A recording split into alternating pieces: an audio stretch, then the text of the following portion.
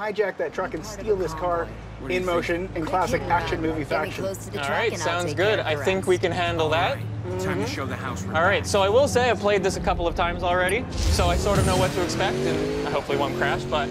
So where are we exactly? Can you explain where we are and so the whole landscape? The first thing you see here is Fortune Valley. This is the most diverse open world that we've ever built for Need for Speed. It's got a massive city called Silver Rock with tons of different districts that you can explore and race in. Plus we've got the mountains for great drifting events and hill climbs. We've got the canyons and a desert. And this is a place called Ember Valley.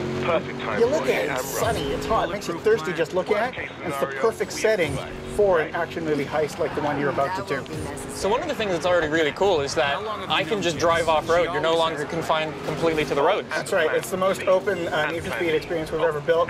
So you can find your own path. I mean, we've got checkpoints in this mission to lead you straight to that truck. But when you're free roaming, you can go off-road. You can explore this world.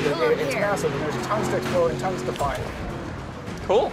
So what's going on here? There's the truck. That's what we got to take down. The rendezvous point. The crew, they're meeting here. They're waiting for this truck. It's carrying the $2 million Koenigsegg. It's going to whiz past here, and then Tyler and Jess are going to hop into action here. They're going to hop into their Mustang RTR. Yeah, right. Yeah, classic Need for Speed ride here. All right. So what's the plan? What are we planning to do? Yeah, so Tyler's going to take the wheels, going to use his street racing skills to carve his way through dense traffic. He's going to deal with some AI rivals that are going to protect the cargo, but most importantly, he's going to drive and catch that truck so that Jess can get into position to hijack this truck in motion. All right, sounds good. Let's get going and catch up to this truck. See what you can do, Nick. All right, so I've got nitrous. There we go. You got nitrous, punch it. You're going to try to catch up to these rivals. We got 2 Dodge Challengers, all blacked out. They're clearly evil. Gotta take them out. Yeah, let's go. The house won't let us anywhere near the truck. So we've got got health on top. Oh. Whoa, that was a quick takedown. That was a big takedown. You are a natural action movie hero, man. Oh, the second one. Nice hit, Ty. Yeah, so we've got these cameras that present your biggest, baddest crashes in the game. Headed our way? All right, so let's catch up to the truck. The plan is to catch up to the truck by the tunnel, because in the tunnel, any air surveillance, they're not going to be able to see this hijacking in motion. So you got to take this truck down in the tunnel. So one thing I think we should talk about really quickly is just the way the game feels. Could you mention that a bit? Yeah, we pride ourselves on having heroic driving physics that are really pick up and play. So anyone can pick up the controller. They're hopping on this Mustang. They're going 150 miles an hour, and they feel like a hero right away. So we caught up to the truck, and things never go to plan. Yeah, in action movies, things go sideways. So the truck driver really doesn't want you to steal that Koenigsegg. So he's brake checked you, the doors are flying open, and you're set back. He's just he's booking it right now. He's plowed through all these traffic cars, making life tough for you. You got to navigate your way through the scene and catch up to that truck. He's made an absolute mess of this highway. All right, so I'm pushing. All right. You can catch him, Nick. I'm going. Nitrous. I need more nitrous, man. Here we go. All right, here we have some enforcers. So now, talking about the AI improvements we made. So a lot of the fans are asking for tougher AI, so that when they catch up to opponents, they're really jostling and battling with them. Every overtake is earned. So these guys have ramped up their attitude to 11, right? So when you shunt them, they're going to fight back. So they're not going to make life easy for you now. Yeah, they hit you pretty hard. What's cool is as you learn the world, you find different things in the environment that you can use against your rivals. So looking out for telephone poles, guardrails, traffic cars. Oh, there's more. Convenient traffic jam for AAUs. There you go. Gonna try to get the other one right away. Gonna bounce off to him. Here we go. Oh, almost. These guys are tougher. Oh, you see? Pretty nasty. They are tough. Trying to get 3 to go. Come on, Nick. So one of the things that's really cool is, the best way I kind of take them down is to crash into things in the environment, like using those poles. It's a little hard, but it's effective. In any open world game, you're going to find ways that you want to go through this mission yourself. So even if you replay it over and over again, you're going to find different ways to take down these enforcers each time you play. Trying to deal with them. They're tough, man. Trying to use the poles. Only 2 left, Nick. The truck is getting away, man. You want that car. There's no way this truck's getting away. Oh! Whoa! That was a movie moment if I ever saw one. All right, let's get rid of this guy. All right. There we go. again, we play up, you know, these action movie moments, right? When you have these big crashes, we're gonna present it to you. I'm gonna wait up for this guy so I can crash him out. Oh, he's gonna come charging at you. Look out. There we go. There you got him.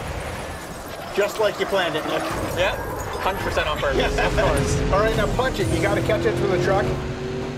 Plan A went sideways, so we're going to go to plan B. We got to catch up to this truck. We got to hijack it before that truck gets to city limits, because there's some serious heat on you. So you got to get to that truck and get that Koenigsegg before you get into the city. Let's catch him up. Pushing hard. Truck driver's gone to oncoming, making your life difficult. You got to weave through that oncoming traffic. I'm trying to find a gap. There we go. Hit There's that my pocket. gap. Line it up for Jess. Come on. There we go. Here's Jess's big moment.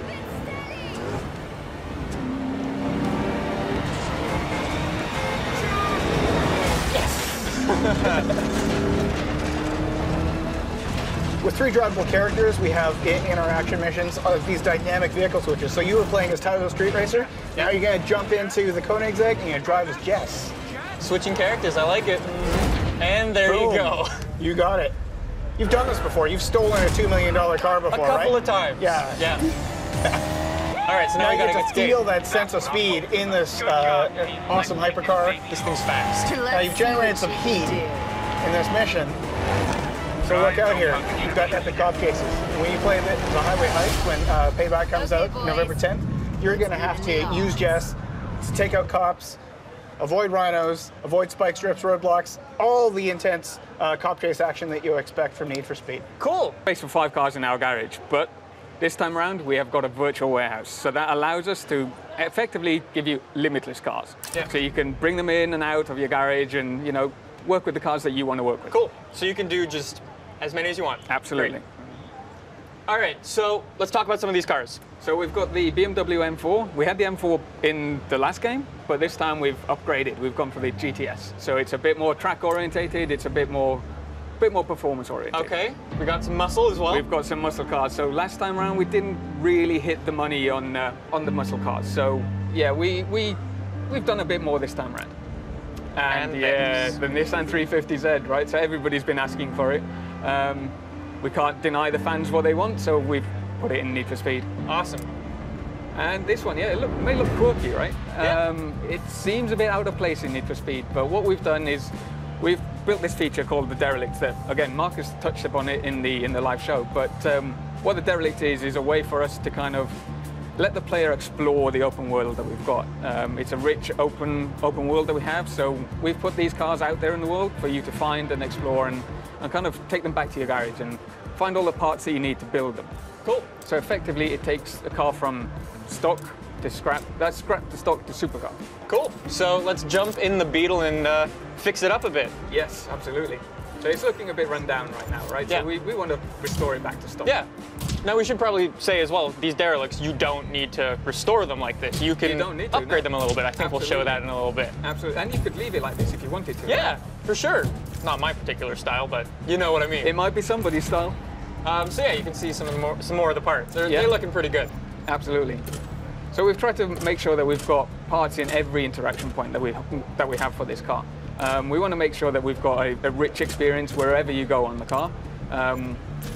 We've designed a lot of parts for this car as well because, you know, out there in reality, there's not that much that you can do to a Beetle, but this is Need for Speed, right? And we want to take it that extra step further. Of course, of course.